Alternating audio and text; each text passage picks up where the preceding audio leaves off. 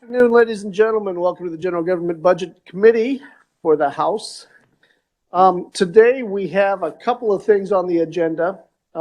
Informational briefings. We'll be hearing the budgets for the Human Rights Commission and the Office of Administrative Hearings. But we'll also be taking recommendations on the CAPERS budget. And just to get everyone on their way, why don't we go ahead and start with that, with the CAPERS budget?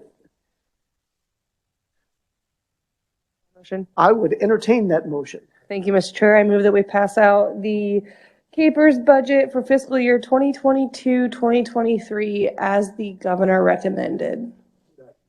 Seconded by Representative Amix. All right, discussion. Mr. Chair, I have a amendment / proviso. I don't know how you want me to word it. It's a proviso. Okay. Well, then let's hand out the proviso and get to work on it, because I don't see any notes that I've taken on this budget.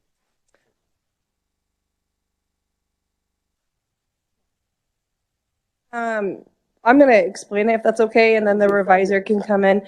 So I went ahead and called Alan Conroy and Gordon Self and worked on this proviso that just states, and it looks really lengthy, but it's pretty simple. It just states that if It starts with notwithstanding. I love that. All right, right off the bat. So, okay, go ahead. what this proviso states is that any member who is part of the Kansas legislature, they have an ability until fiscal, or it would be June 30th, 2023 to opt into CAPERS if they did not do so, if they already have previous CAPERS experience, previous CAPERS enrollment. Yes. So the reason I'm bringing this forward is because some of us don't have CAPERS, or say some of us, things have changed when we joined the legislature. Some have been in for, say, 10, 20 years, and their financial situation was different then. And with inflation, with COVID, a lot of things have changed financially for folks. And so this is just to allow legislators the ability, if they want to opt into CAPERS, and there is an end time frame. Now, one thing you said, and I'm not seeing it written here, is that anyone who has previous enrollment in CAPERS, is that what you're saying? Who had attained membership and who did not make an election to participate. Okay, okay.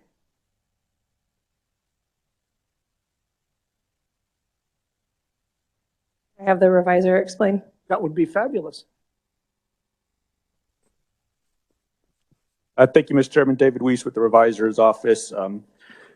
Yes, that would be any member of the legislature who had attained membership in the Kansas Public Employees Retirement System. So that would be if they had prior credited service within CAPERS in some other position or thing, non-legislative. But as they came in as a legislator, did not make that election to participate in CAPERS for the legislative service. At that time, there's that period of time of when you get into the legislature that you can elect to be in CAPERS or not, and then you elect on what type of compensation, legislative compensation, you would be included as. So if you didn't make that election initially, this proviso would allow those folks to then come in and make an election to join for their legislative service, provided that the election had to be completed before the beginning of the 2023 session of the legislature. So that would be so it's a kind of a narrow opening of the election window. It is kind of narrow. The only part, because I'll have to defend this, so that's why I want to make sure that I have all my I's dotted and my I's crossed. Had attained membership in the CAPERS system and who did not make an election to participate. So does that mean that they had to have been in CAPERS prior and then joined the legislature and did not? Are those the only people that would be qualified under this? Yes. Is there any reason that we said that they had to have capers experience only and not that this would be kind of like an open enrollment? I mean, there are, there are some IRS, things when you open elections, close elections, re-elect. So, I mean, I think to make it you probably want to make it as narrow as possible, just to not open up to anybody and everywhere that's already past that election period, just to.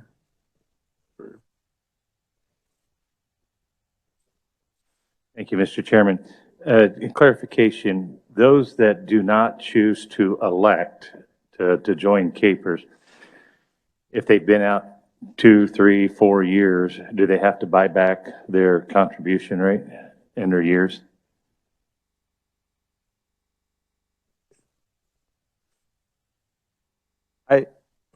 I don't know if they would have to buy back. I mean, I think that would be, if they wants to become a member, that would be an option for them to buy back. But I think it would just be, unless they did make that service purchase credit, they would just be going forward. But I might defer to Al. Yeah, Alan's giving me the thumbs up, so yes.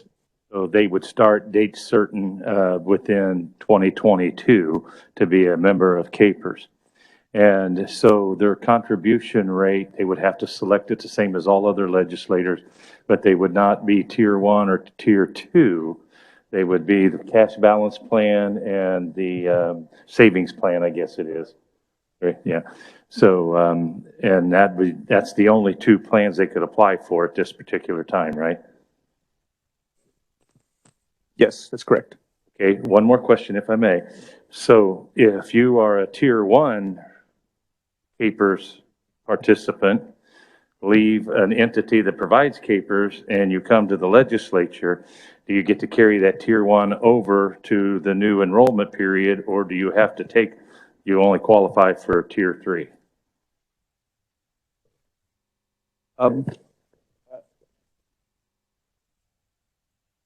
Yeah, that'd be if you were vested in tier 1 and did not withdraw your contributions from tier 1 and then came back, yes, you would be tier 1. So I could come back, just for clarification, I want to make sure I understand, because I'm going to need to explain this too.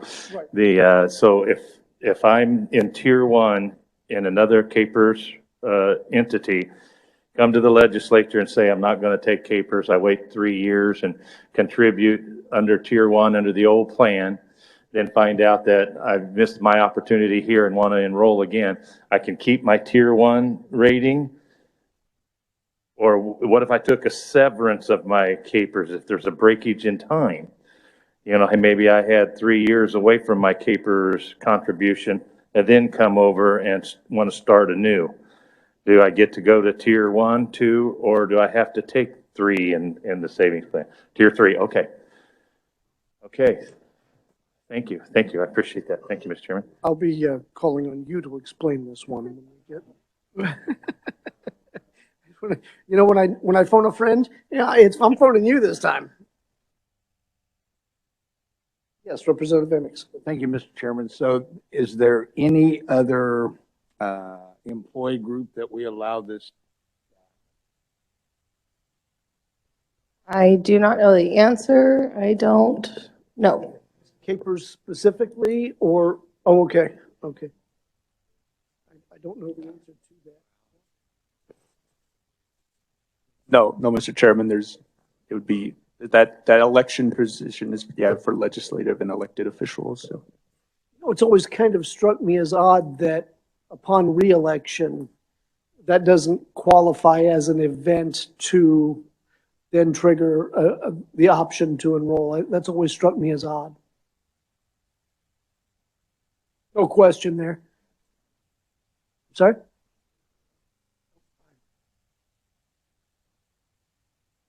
Alan's over there going, no! This is going to get messy. All right. Questions from the committee? Yes, Representative Wagner. No, I think this is a well-intentioned amendment and don't have a problem. I guess I do just wonder, I know, it's already limited enough. It's kind of a one-shot for whatever of the 165 legislators that might not have signed up initially. that the part about they have to have had a prior capers thing, or, you know, if that is really necessary. I mean, it's already awfully small group that would even be applicable to. I mean, and it's not, this isn't like a boondoggle, frankly. This is just sort of a minor correction as far as what I can see. I mean, just giving people, again, when you're, you know, who the heck knows what capers is? Or, you know, the whole thing, when you're a legislature, you're not applying for a job directly with the state. And anyway, I would just wonder if we would need to have the part about having had the prior capers experience. I'm gonna, oh, so I was gonna ask, yeah. Yeah, or, I know the IRS is the biggest portion okay. of it, but David, Alan, anybody who wants to answer that would be great.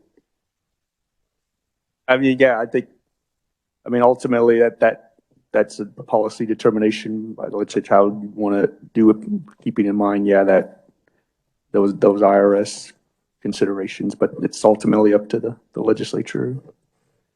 Yeah, but I can do some things that will really mess people up, and I really try to avoid that when I can. How bad would it mess things up if we said you don't have to have capers, previous capers enrollment? That's something I might defer to Alan as the. All righty.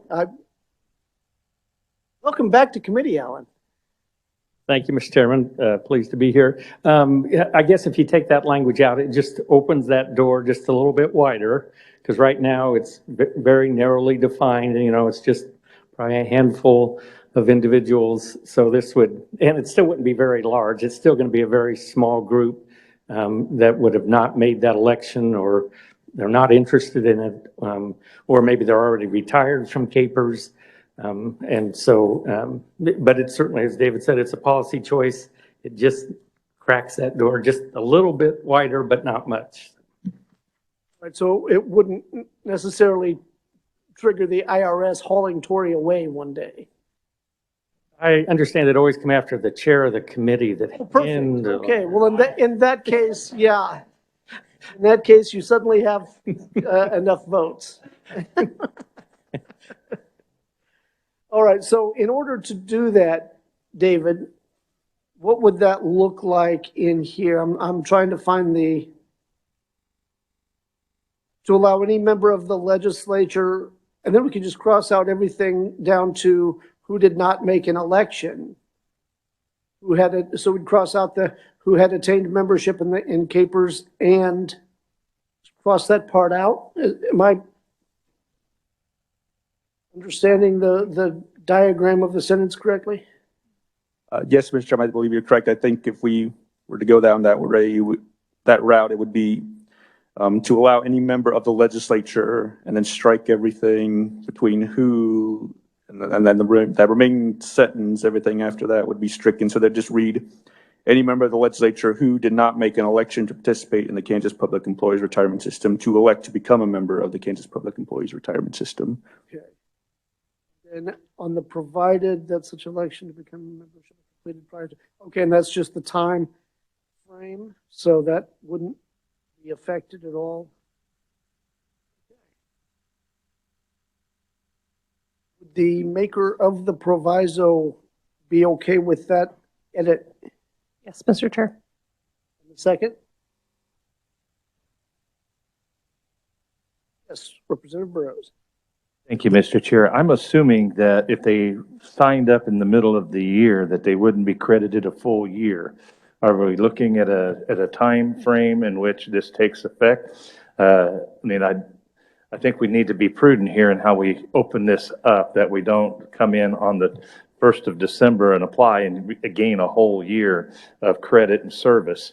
I would caution us about that. I don't want to call it a windfall, but that opportunity in which to get credits for time it hadn't been really contributed to. Okay, now, I know when I was actually appointed first before I was elected by about 2 months. I did a lot of work in that 2 month period. But We weren't in session. I campaigned, that's all I did. But, as the incumbent. But, Keep going. yeah, but what happened then was I actually enrolled in Capers in July. And so my, annual comes up every July rather than November or January or whenever it does for everyone else. I would think that this would operate the same way whenever you enroll, that's your start date. Am I understanding that? Looking to Alan again, but I think you start at the first of a month, and then you get whatever that quarter is, that would start your quarter, and then you start the clock at that point, yeah. If I may, Mr. Chairman, I know that legislators are vested almost immediately. And it's in most cases, in most cases, it's most of us have been here a while. And so it will take 5 years for that person to come, or that individual to be able to draw their capers. That's why I was asking about buying the credit.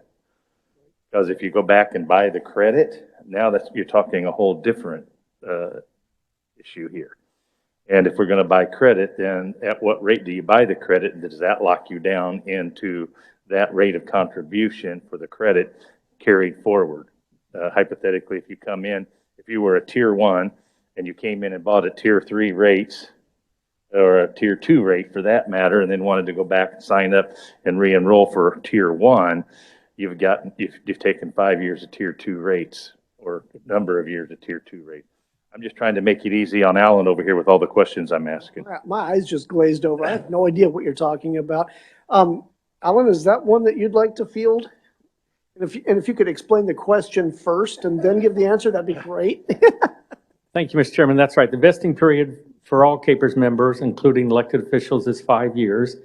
If they had prior service like Capers 1 and they're vested, then even if they have a break in service, when they come back, or let's say got elected legislature, they would be a Capers 1 member.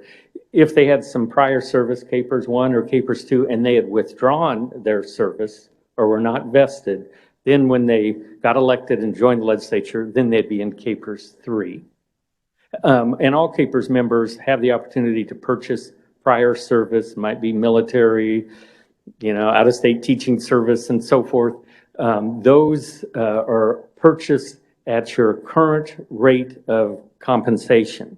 So whatever level an elected official is participating at, that's the rate that they would have to use for purchase of service purposes for prior service. If that helps. Yeah, Alan, thank you. I appreciate that. Then only the one other question I would have, Mr. Chairman, I think it's only one more question. Break-in service, Alan, I think you just talked about that. If they have a break-in service and withdrawal or are good on the plan, then they can't come back to the prior tier they had. They have to go into the new options that are available, which is the cash balance plan and what's the other one, a savings plans? It is the cash balance plan, Capers 3, and that's what you're correct. That's what they'd participate in Capers 3 at that level. Other questions? Anyone else been thoroughly confused by this discussion? No, you weren't? I have been. So there we go. All right, very good. Absolutely. Thank you, Mr. Chair. I just asked for your support on this, and I close. As amended. As amended. Discussion? Oh, wait, no, we already had discussion. All those in favor of the Arnberger proviso, say aye. And opposed, say no. All right, very good. That will be included. But let's look at the budget now. What do you say?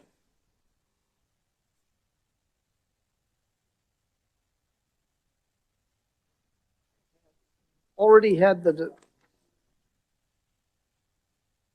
we're on the budget now. All right. I personally took 0 notes. Nothing stood out to me personally. That doesn't mean that it didn't trigger some thoughts in other folks. So does anyone have discussion regarding the budget, the CAPERS budget? Thank you, Mr. Chair. I think their budget's very straightforward. The one thing I just want to make note on, so everybody kind of has a refresher, which is on page 9 of the special topics, which is the modernization project. I think it's important that we get that, make sure that that stays in and that we are continuing with modernization, especially too, since we were talking with, we started off our committee session on unemployment modernization. It's something that I think that needs to be done, and so I just wanted to make note of that, and that I support this budget.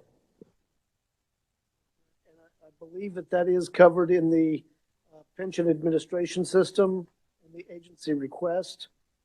The governor concurred with it.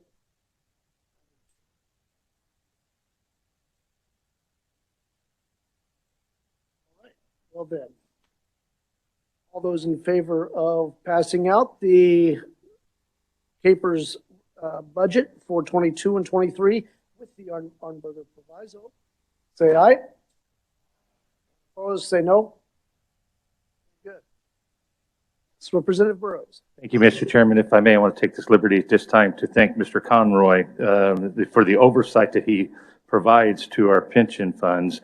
And I will share with you, I've worked with Mr. Conroy for numerous years, and I won't say decades because I don't want to age the man, but he is one of the most trusted, most eloquent, best presented individuals that present before committee in the years that I've been here. And if he says something, you can usually take it to the bank. And what I mean by that is your CAPERS check. So thank you, Alan, for the service you've given us, and I sincerely appreciate where you're at. And I believe when you started, it was CAPERS VI, right? It was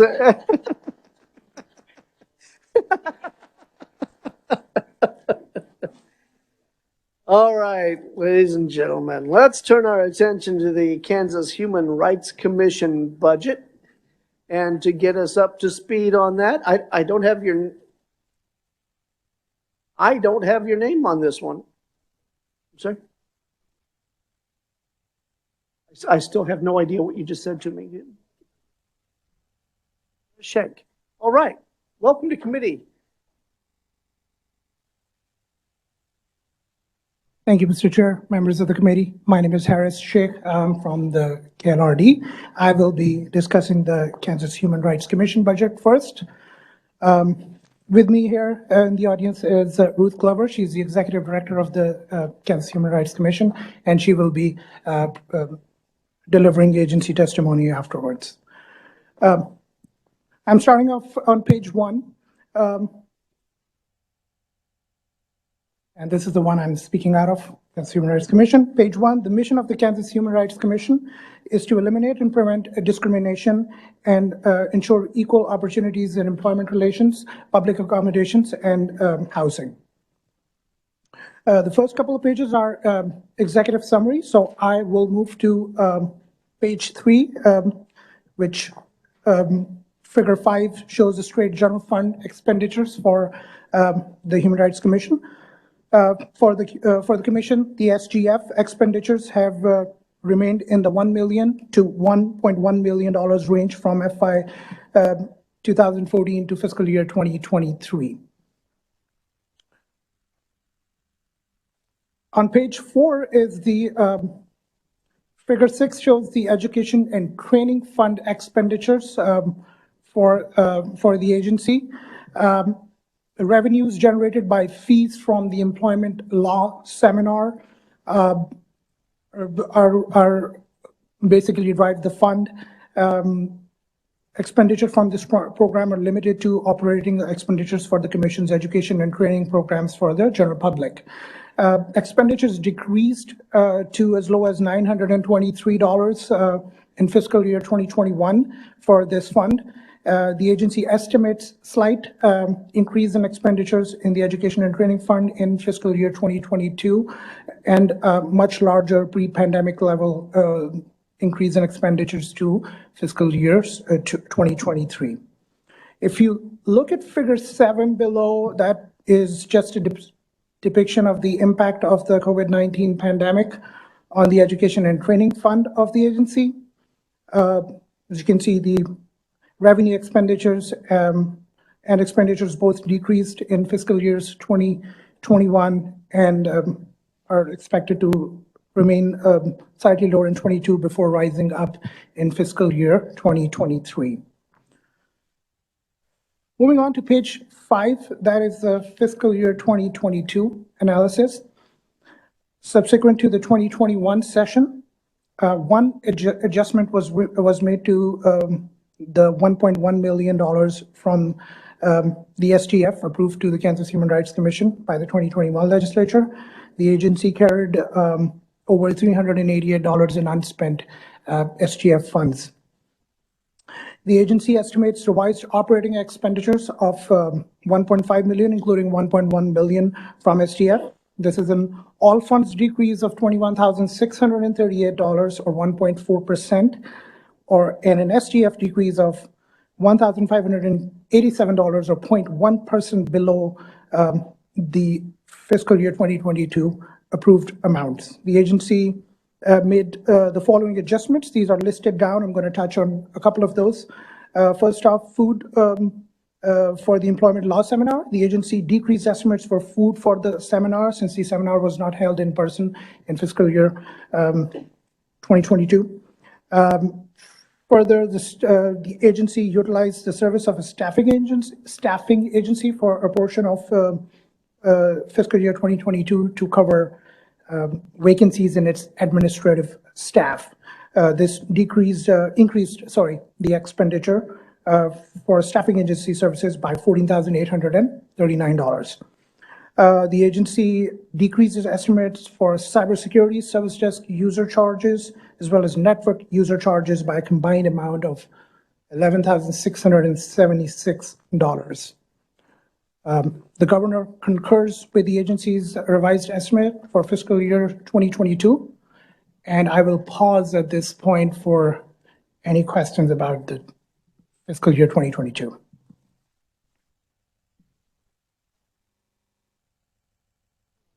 Any questions for the budget analyst? I do have one that came up for the director, and I'll get to that here in just a minute. It'll be more than a minute. Okay, so it looks like, where am I seeing? Oh, here's the staffing. Okay, I see it now. 14. I thought you said 40,000. I was trying to find it. Okay, I see it now.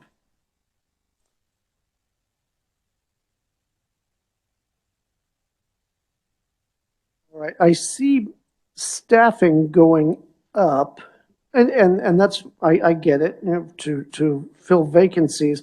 But I also see employee benefits higher than expected. Normally, we'd see one go up or the other, you know, or one go up and one go down. So seeing both of them go up causes me some concern. Right. So the information that I have here is that the increase of $11,532 in that category was driven by increased employer contribution for unemployment compensation and health insurance costs, as well as this was partially offset by a decreased contribution towards capers. This is the information I have. I would not like to make any assumptions about this. I would defer the exact details of that increase to the when the executive director speaks. Sounds fair to me. Any further questions? Yes, Representative Wagner. Thank you, Mr. Chairman. I'm looking at the 406 report and just have one or two quick questions. I guess one of mine is from last year on fees professional services, the adjusted budget request, which I believe was approved, was $176,980. But as far as actual fees professional services was $214,197. And I don't quite understand how that could happen, that it jumped 40,000, you know, from the budget to the actual expenditure. So the 176 approved that you're talking about was that for like approved for 2021? Yeah, for fiscal year 2021. Yeah, so I see, I don't have like the approved number for 2021. I have actuals here, and I do see that, that is 214. I mean, everything goes back down to like 162 and 151 for the Right. next 2 years, which was Right. kind of prior to that year. I guess it was, 174 was what fiscal year 2020's actual was. Right. And so, and if you could find out sort of that anomaly, because that's a bit concerning. Right.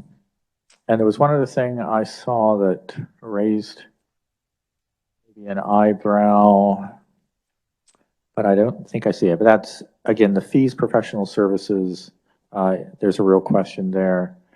Well, I guess, okay, I'm sorry.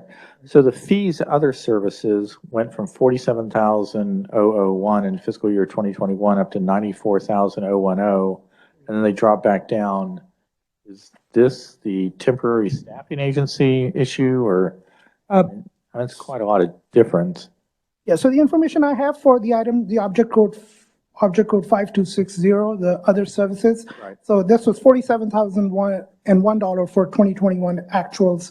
Okay. And the information I have from the agency is that they budgeted $45,000 in FY21 to convert two Access databases to a more modern system software, and $3,000 was budgeted for a SharePoint hosting for that Access database. So that explains that increase from 47,000 to 94,000 from the 21 actuals to 2022 adjusted budget request. So it's a question of computerization that they're working on? That is my understanding, Software. that they updated a database to a more modern database. It's called the Access database system. So that is that increase there. All right.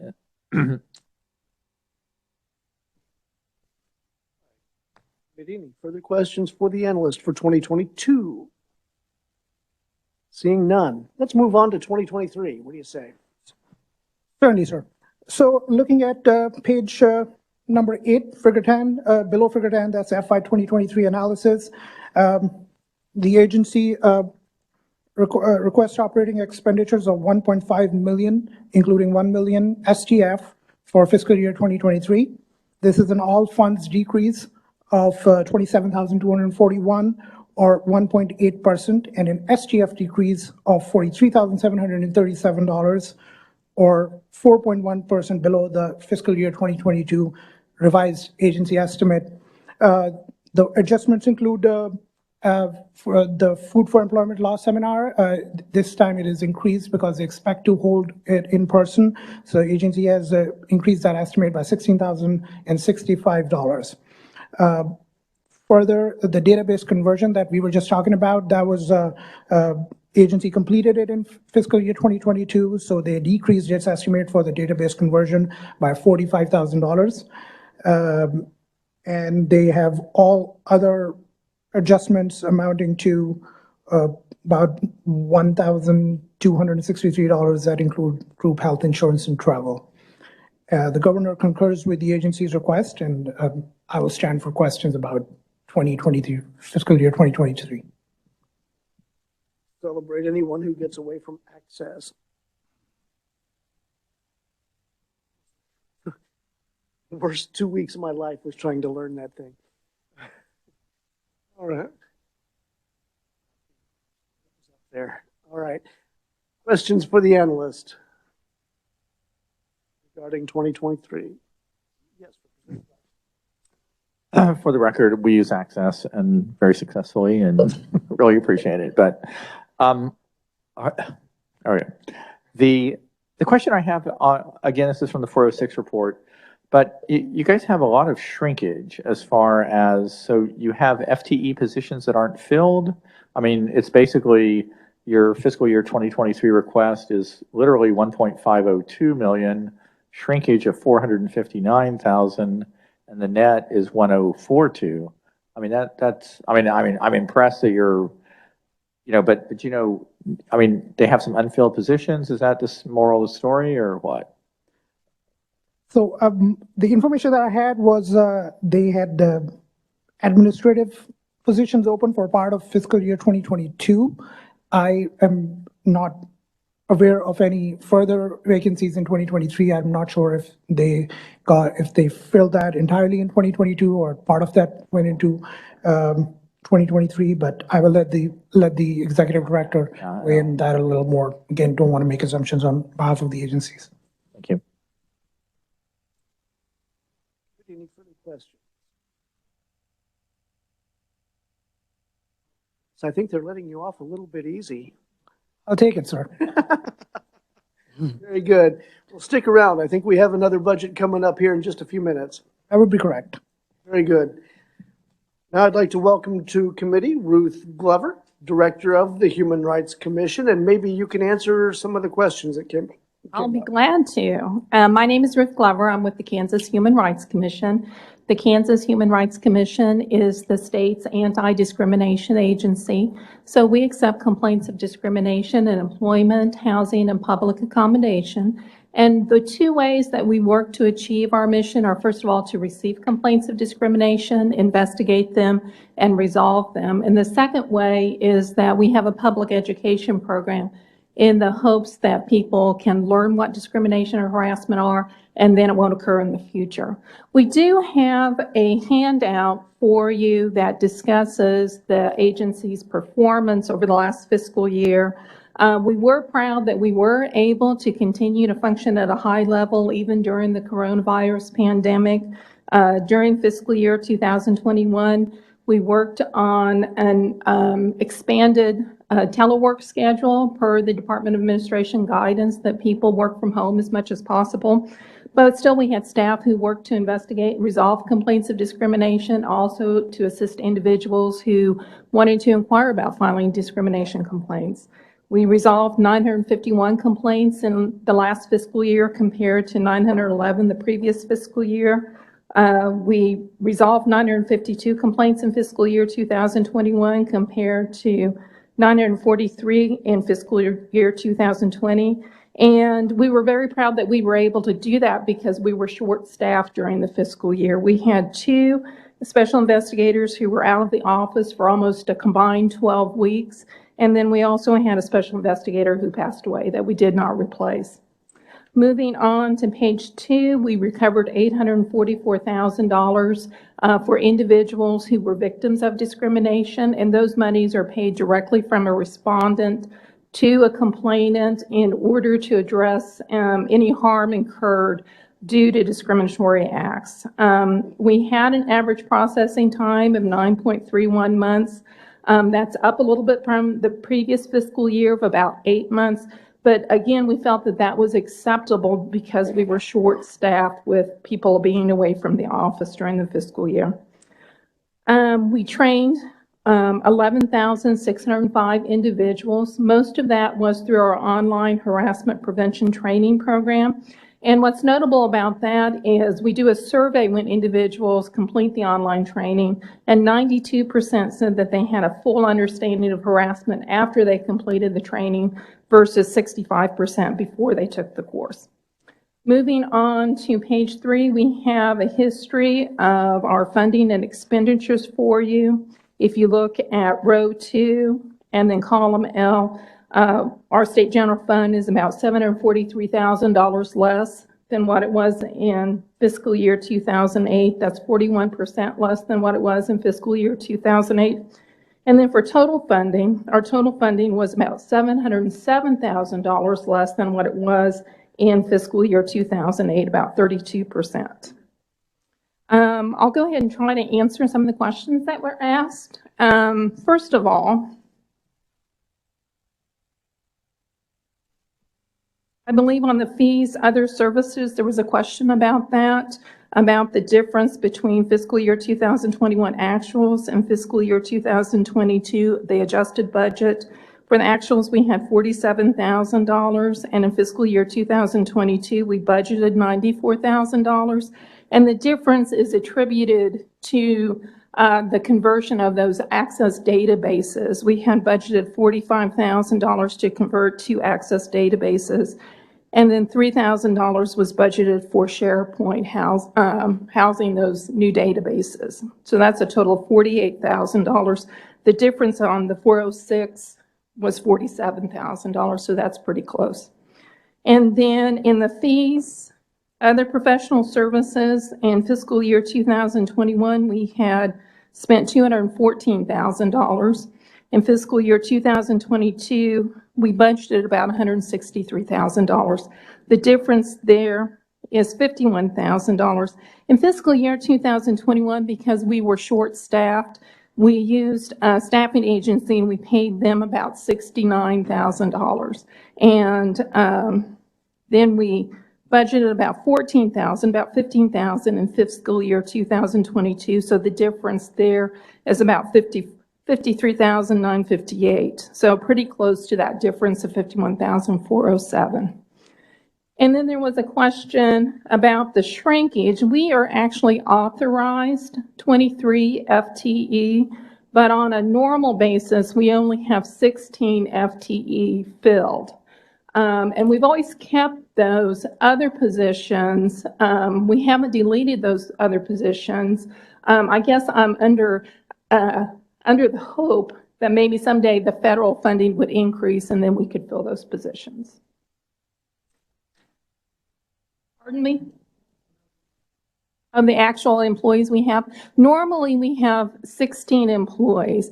We're authorized 23 employees, but we actually have 16. Normally, right now we're down to 14 employees. We had 2 employees who just retired. So we're in the process of filling those positions. Further questions? Yes, Ms. Glover. So do you guys have a hard time filling positions? I mean, is that Well, particularly for your department? Well, on the positions that we have posted right now, we're not getting a lot of response to those postings. And the feedback that we're getting is that the salaries are not high enough. But we use salaries based on what the Department of Administration approves for the classified employees. We have the ones that we're looking for right now are Special Investigator 2s, and the Department of Administration has a pay matrix and a class specification that lists a specific salary for Special Investigator 2s. Sure, go ahead. Okay. You want to, and again, this is a good faith question. It's a little bit policy-wise, but I see your mission as far as to eliminate and prevent discrimination, segregation, or separation, and assure equal opportunities. My question is, I have seen on college campuses, even public college campuses, where they have segregated, like they would have a dorm that's just for one racial or ethnic group or something like that. Would that not be something that you would have to investigate or would be a violation because it's segregation? Actually, we don't have jurisdiction over students and student activities. There's a Kansas Supreme Court ruling, I believe from the 1980s, that says that we don't have jurisdiction over students or student activities because it's really not open to the public. Not anybody could just go and try to live in that housing, so it's not truly open to the public. If I may, Mr. Chairman. Sure. But I'm referencing not like a voluntary, but like where the school itself, takes a dormitory or a wing of a dormitory and makes it for just one ethnic group or whatever. Would that not be, that's different. It's not like just a private house or something. That still would not, you couldn't do anything about that? We don't have jurisdiction over that. Because again, it's not really open to the public. You'd probably have to be enrolled at that university. And so it's not really open to the public. But the universities have to comply with Title IX. So if individuals were concerned about discrimination, they could file a complaint with U.S. Department of Education, Office of Civil Rights. And then I think all the universities have, well, I shouldn't say all the universities, I don't know, but universities usually have some type of internal complaint procedure. All right. Ruth, if you could kind of hold my hand a little bit and walk through the Education Training Fund. I see 21 and 22 that, there was very little activity because we were doing everything online rather than in person, and I get that. So expenditures were low as well as revenues were low. What other expenditures comes from the Education and Training Fund? Main expenditures, main source of income for the training fee fund are registration fees for when we have the employment law seminar. And so the expenses that are associated with the employment law seminar are the main expenses that run through that training fee fund. So we charge a registration fee for the employment law seminar, and then that's used to offset, printing costs of renting the rooms, the meal, the snacks, different things like that. So that is the main thing that's going through that education and training fee fund. If we do have additional cash, now the employment law seminar, we try to set a registration fee so that everybody can attend, that it's not cost prohibitive. So I believe the last time we had an employment law seminar, the registration fee was $80, $85, not very much at all. A lot of times we see registration fees where they're like $200, $250, $300, something like that. But our main goal is to provide that source of education to everyone. So we're not out to make money on the employment law seminar. But if we do have a little bit of additional cash in there, we'll use that to help pay for salaries, because we're using our staff time to, help set up the employment law seminar and provide education activities throughout the year. In general, what sort of expenditure for salaries comes out of that fund? Is it a relatively constant number, or does it fluctuate wildly? It just kind of goes up and down depending upon how much cash is available. Okay. It's never very much, maybe $5,000 a year. Okay. Gotcha. We can look and see on page 3 of our handout. I think it shows, I guess it just shows the grand total of the expenses that we paid through the employment law seminar. But in fiscal year 2021, we only charged $923 to the training fund. We didn't have an employment law seminar then. Fiscal year 2022, we charged $2,800 to the employment law seminar. The other years where you see those larger amounts, that's where we're paying for, we're getting registration fees in, and then we're turning around and paying for the food, the audiovisual equipment, any room rent that there might be, printing costs, different things of that nature. Thank you. Yeah, my one quick question. I see that your OITS fees, have been dropping. And is it usage is going down, or are their rates dropping, or how did OITS? That's kind of impressive. Which page are you looking? I'm on page 5 of the fiscal year 2022 analysis page. But okay. I think what had happened, and Harris and I had visited with this when he was reviewing this a few months ago, when we submitted the budget in September 2020, that included fiscal year 22, I was under the impression that OITS fees were going to go up, that there was going to be additional charges for cybersecurity, a service desk user, and network user charges. So I had budgeted a higher amount for OITS, thinking that we were going to incur those additional fees. Then this last summer, when we realized that those fees really weren't going to come to fruition, we lowered the amount that we budgeted for OITS fees. Other questions for the agency committee?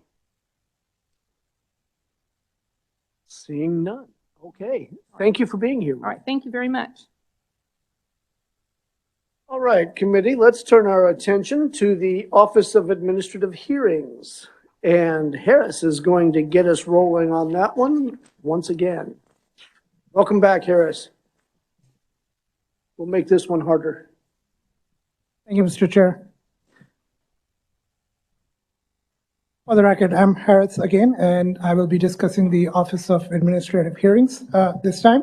With me here is Cheryl Whelan. She is the Director and the Administrative Law Judge with the Office of Administrative Hearings, and she's representing the agency. The mission of the Office of Administrative Hearing is to conduct fair and impartial hearings for citizens and other parties when they contest the actions of state agencies.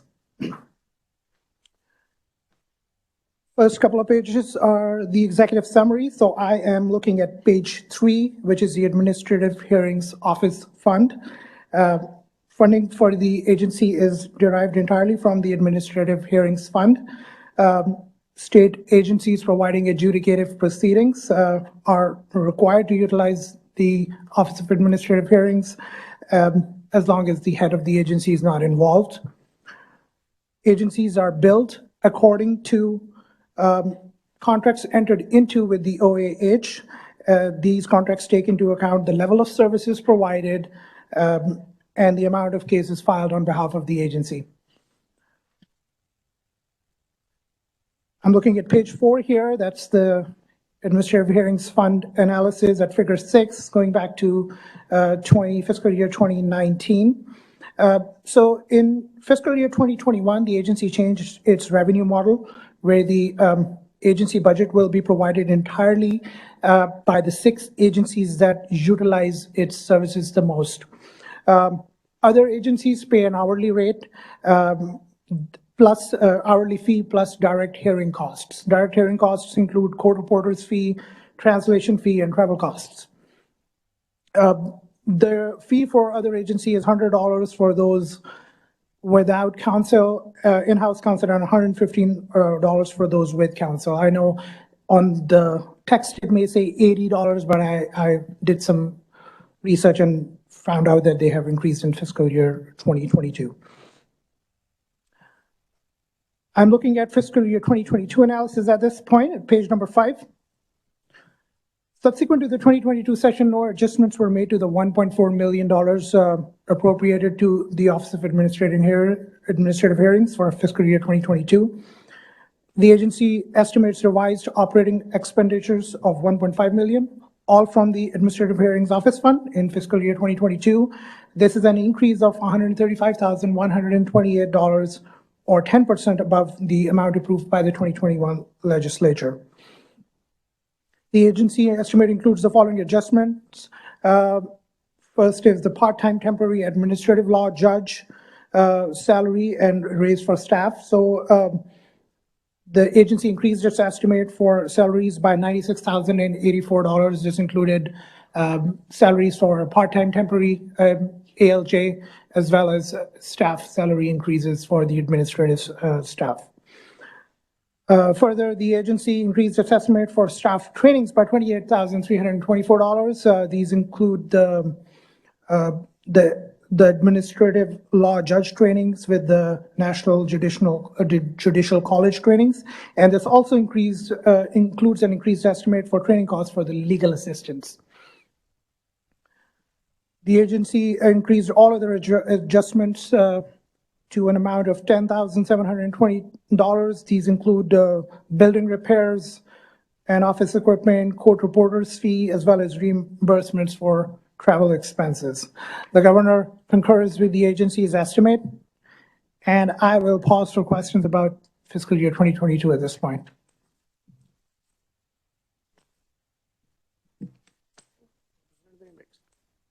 Thank you, Mr. Chairman. Could you, on the $96,000 for the temporary administrative law salary and raises for the staff, can you divide that and tell me how much for the judge? I can get that information for you. I don't have it with me at the moment. Perhaps the agency has more information, but notwithstanding, I will look into it and have that information for you. I just don't have that with me at the moment. Thank you very much. Put a pin in that one. I think we can get an answer here in a few minutes on that. All right, I just want to make sure I'm understanding correctly, Harris, as I look at the budget summary on page 3, I see the FTE positions going from 13 to 12 and 21 to 22. But then I see an increase of another judge. I think that actually might be a better question for the agency.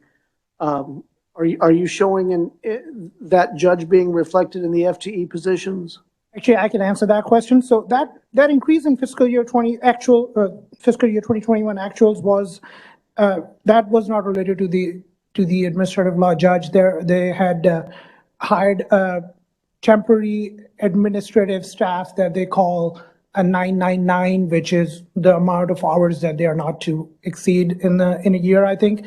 And so that was, now I don't, this is where I'm a little obscure. I don't know whether they exceeded the hour or it was classified by mistake as a full-time FTE. So that was accounted in there. That administrative law judge is not accounted in that. And because that administrative law judge is a part-time temporary position, that is not included in their FTEs. Okay, that's the part I was looking for. Okay, very good. Very good.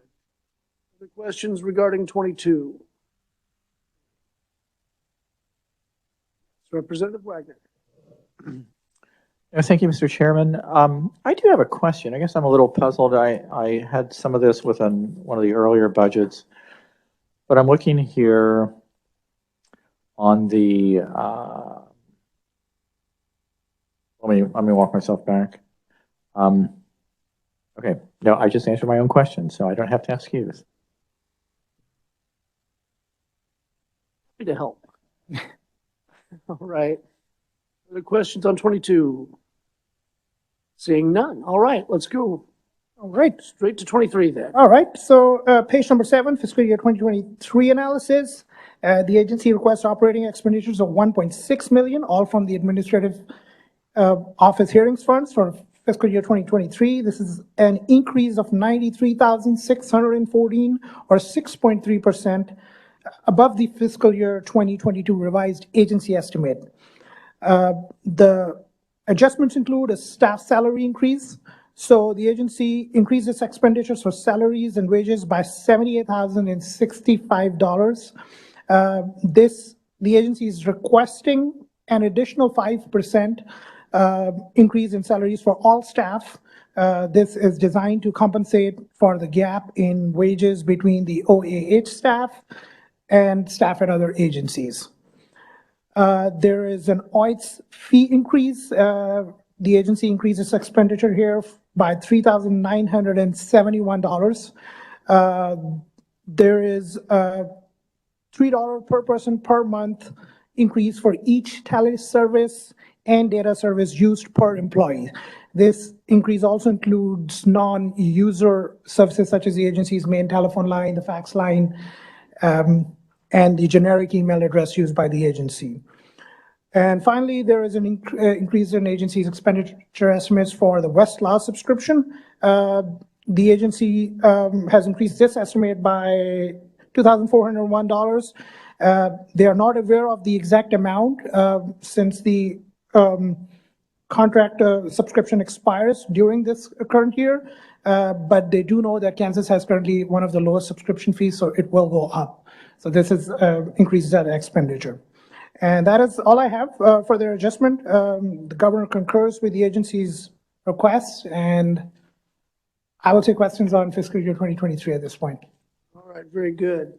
Looking at the Yts fee increase on this one, we saw it go down on the previous budget. Looks like it's bouncing up a little bit on this one. Could you walk me through a little bit on this $3 a month for 12 employees? I mean, that's $432, but we have a $4,000 increase. Can you help me take that apart a little bit? As I understand, this is $3 per person for each teleservice and data service. So if that employee has an email, has a telephone line on their desk, has a fax or a printer, so it's $3 for each of those. If they're provided a cell phone on behalf of the agency, which is an official cell phone, then that would also be included in that. You used a term I'm not familiar with. What is a fax? Just playing with you. We might need to update our paperwork here. I don't think anyone has those anymore. You have to carve it into stone first, isn't it? Okay. Seen one.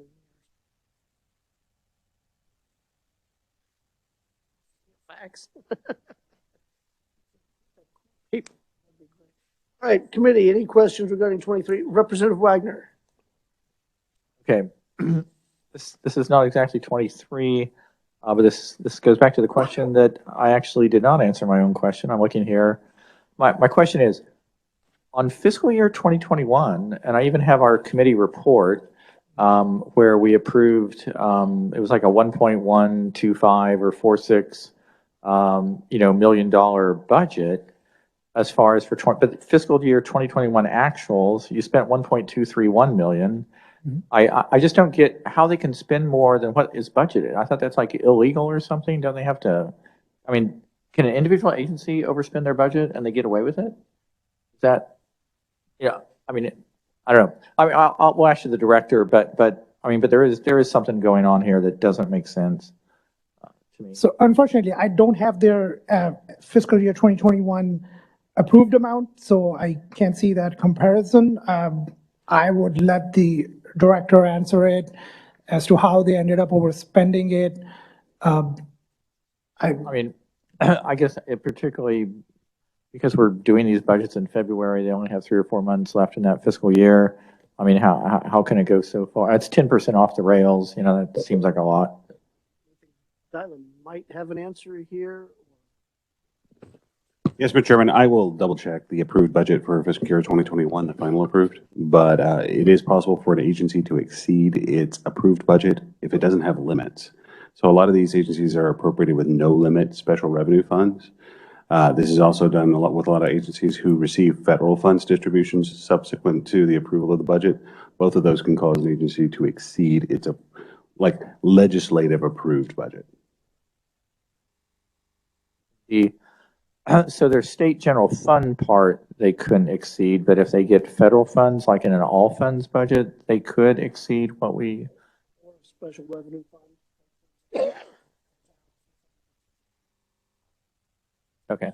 Some funds are appropriated with no limitation, even though when they submitted it, it kind of had a projection. It doesn't. No actual limitation is written into the bill. Okay. So. Okay, so they don't actually have to lower their spending, they can just keep spending? If they get some special revenue fund or something, that's sort of the component that makes it happen? Short answer is yes, but, and that's where we get into, there's going to have to be care taken to preserve that special revenue fund. So that applies the downward pressure on the spending in most cases, most of the time, not always necessarily. Right, thank you. Go to Vamix. Mr. Chairman, this may be for you or Dylan.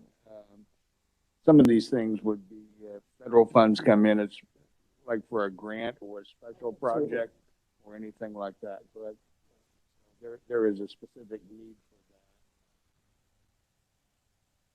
that. And we see that a lot of times with a modified budget, like, for example, if we were looking at 22 and there was this year, we've seen it quite a bit, various COVID relief measures that got thrown in that adjusted their budget after the fact.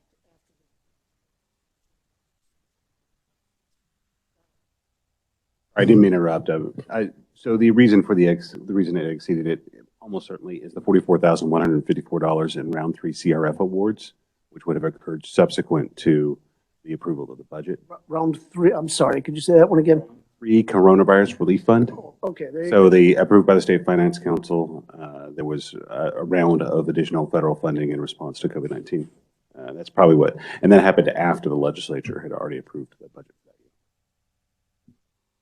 So Once again, we have the State Finance Council getting involved in the budgets.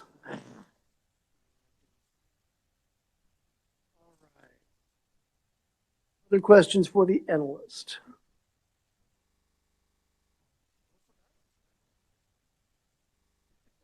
All right, Harris, thank you very much.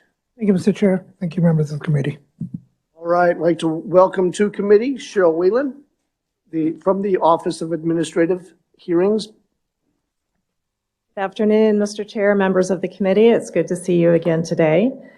When I was here last year, we talked about the compensation gap between the administrative law judges in OAH and the administrative law judges at workers' comp, state agency general counsels, and even deputy general counsels. And that gap has increased since I was before you last year.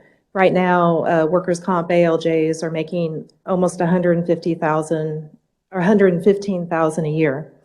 And my biggest concern about this compensation gap is retaining our quality trained judges. We consider cases from over 25 different state agencies. Each agency can have a multitude of programs. It takes a while to get up to speed on all those programs to be able to efficiently and effectively make those decisions in the cases that are brought to us. So retaining the quality trained ALJs we currently have is a top priority. And then of course, if one leaves, we need to be able to recruit the same quality. And I do have attorneys call me periodically and say, I'd love to come over and be a judge. What do you pay? And then they say, thank you very much, but you don't pay enough.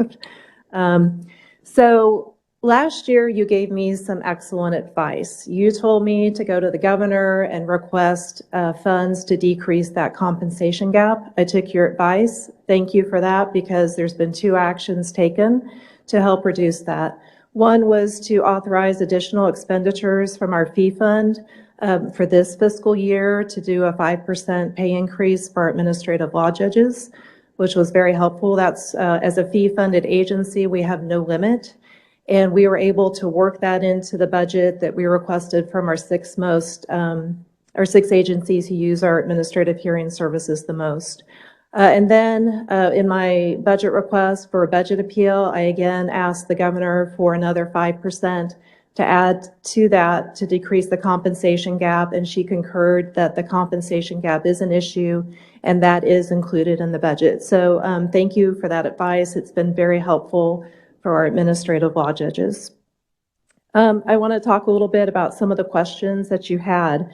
That temporary administrative law judge, we factored in $70,000 again for this fiscal year. That was above and beyond what was approved by the legislature. That was to factor in both an hourly rate as well as all the extras, the OITS charges, the computer rental, all of those other things that we have to pay for. It was probably a little bit more than we needed. We had an outstanding temporary ALJ. When I had an opening, she immediately transferred in to that permanent job, and I've been unable to find somebody who wants to work part-time. But at our caseload, we really needed that individual. Last year, we were around 650 cases per ALJ. This year, in the first half of the fiscal year, it's 330 cases per ALJ. So we're still on track for 650, 675 cases per ALJ, which is way too many. As far as the full-time equivalent positions, we had a law clerk, which was a new position for us, and it was classified as an FTE instead of that part-time temporary. That's why we went down to 12. If you recall, in FY21, the legislature approved an additional administrative law judge and legal assistant, but we didn't have the funding for it. Last year, we were able to use COVID money to bring those 2 positions on sooner, during the fiscal year, and then use additional funds to continue those folks using our fee fund. So we have those 2 additional positions, which is another reason that our expenditures went up. As far as OITS, every service you use from OITS is a charge. So every email address, every phone, every duty cell phone, every data jack that we use for a computer Our fax, people still use faxes. We have a lot of self-represented parties, and even though we have a general email they can use, many are comfortable with faxes, and that actually goes to an email address. But every single one of those things, the price went up $3 per person per month or per service. So that's why it's much more than the $480 a year. And with that, I will stand for questions. Thank you for that. Now, one thing that I look at that I'm pretty sure will trigger some questions would be the fee fund balance. I see it climbing pretty good, although that's not a real good representation. Anyway, going up to, 1.6 million. Well, but the expenditures are going up at the same time, so the fee ending balance stays right around the same. Okay, never mind. That's not going to raise a question at all. I just wasn't looking at it correctly. Yeah, that's not a question. That's perfect. Representative Amix. Just so that I'm clear, and I appreciate you explaining the salary for the judge, the remaining $26,000 for the staff money, is that the 5%? Yes. Okay. Yes, that was.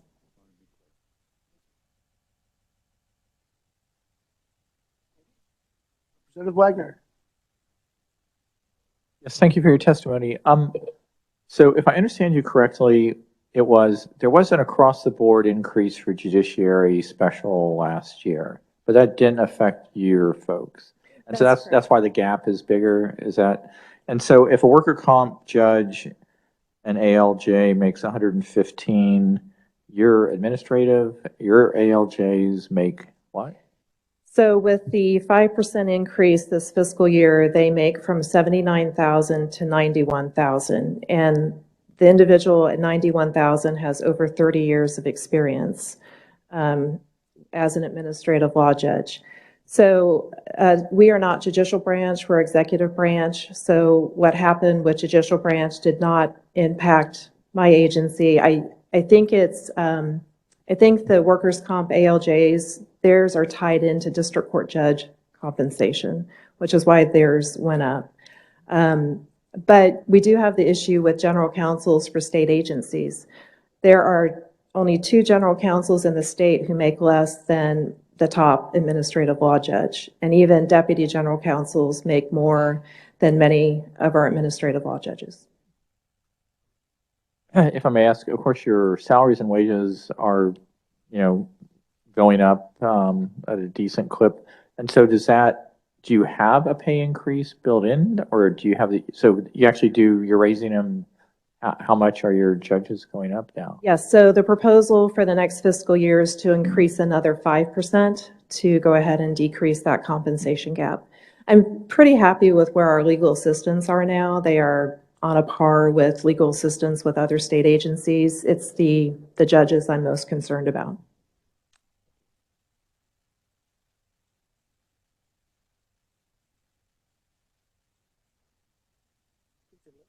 Just a little bit easy here. I welcome that. Thank you. All right. But I'm always available for any questions. Excellent. Thank you for being here. All right, committee.